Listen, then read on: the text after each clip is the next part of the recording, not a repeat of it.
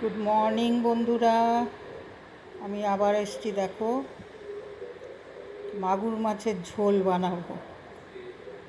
ঝিঙে, আলু, কাঁচকলা, সজনে ডাঁটা, পেঁপে দিয়ে আমি মাগুর মাছের ঝোল বানাবো।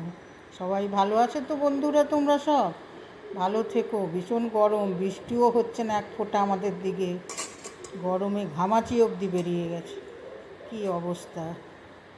সবাই ভালো থেকো, সুস্থ থেকো। শুভ সকাল বন্ধুরা, গুড মর্নিং। দেখো, আমি এবারে কড়া বসিয়েছি। দেখো, ভাত হচ্ছে। কড়া বসিয়েছি, তাতে তেল দিয়ে দিয়েছি আন্দাজ করে। এবার আমি মাগুর মাছটা ভাজবো।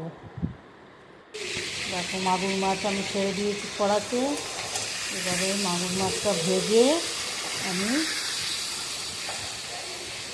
ভালো করে ভেজে নিয়ে তুলে নেব।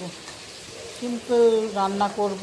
মাগুর মাছের জিরে, আদা বাটা, রসুন বাটা দিয়ে ঝোল করব, পাতলা ঝোল। এই গরমের সময় এখন এই মাগুর মাছের ঝোল পেট ঠান্ডা রাখবে। দেখো, আমার মাছ ভাজা হয়ে গেছে। মাছটা তুলে নিয়ে এবারে আমি দেখো রাঁধুনি ফোড়ন আর কাঁচা লঙ্কা ফোড়ন দিয়েছি। এবারে আমি সবজিগুলো দিয়ে দেব। দেখো, আঁচটা ধিমে করে দিয়েছি। দেখো, মাগুর মাছ ভাজা হয়ে গেছে। এবার তেল গরম হয়ে গেছে। রাঁধুনি আর কাঁচা লঙ্কা ফোড়ন দিয়েছি। দেখো, সবজি দিয়ে দিয়েছি। এবার ভালো করে সবজিটাকে কষবো তেলে। আর আদা বাটা, রসুন বাটা আর জিরে গুঁড়ো, একটু নামমাত্র হলুদ দিলে দিতেও পারো, নাও পারো। আর কিচ্ছু দেবো না। একটু সামান্য ধনে গুঁড়ো দিয়েছি, জিরে গুঁড়োটা একটু বেশি দিয়েছি। আর আদা রসুন পেস্ট, এই দেখুন, জিরে গুঁড়ো আছে, আদা রসুনের পেস্ট আছে, একটু হলুদ গুঁড়ো আছে। লঙ্কা গুঁড়ো দেবো না, কাঁচা লঙ্কা দেবো। দিয়ে পাতলা ঝোল করব। অনেক সিম্পল। তোমরা যারা রান্না জানো না তারা শিখে নাও।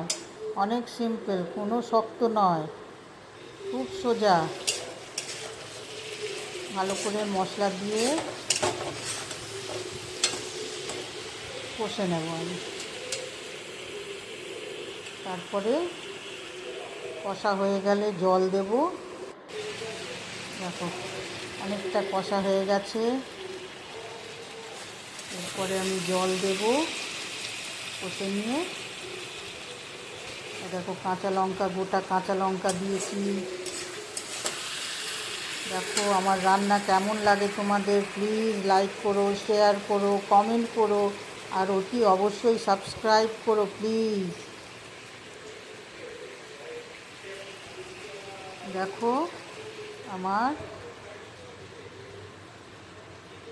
কষা হয়ে গেছে, সবজিটা অনেকটা কষা হয়ে গেছে। ভালো করে একটু কষে নিয়ে এবার আমি জল দেব। দেখো, আমি জল দিয়ে দিয়েছি। নুনটা একটু টেস্ট করে দেখবে, যদি কম হয় এই সময় একটু নুন দিয়ে দেবে। আর নয়তো ঠিক থাকলে তো আর তো কোনো ব্যাপারই নয়। ঠিক, এবার একটু আমি ঢাকা দিয়ে দেবো 3-4 মিনিটের জন্য। আলুটা, পেঁপেটা, এই সবজিগুলো একটু গলবে।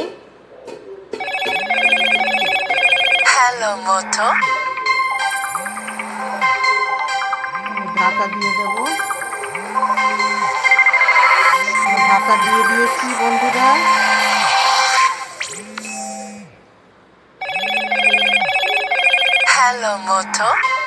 এবার আমি ঢাকাটা খুলে দেখবো কতটা। দেখো, জলটা ফুটছে। এবারে আমি ধনে পাতা কুচি দেব।